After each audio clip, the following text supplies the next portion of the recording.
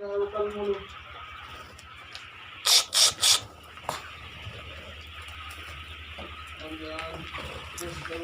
कल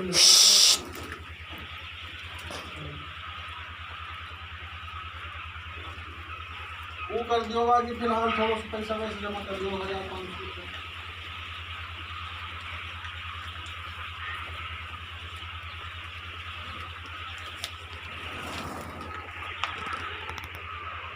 चल बनाऊँ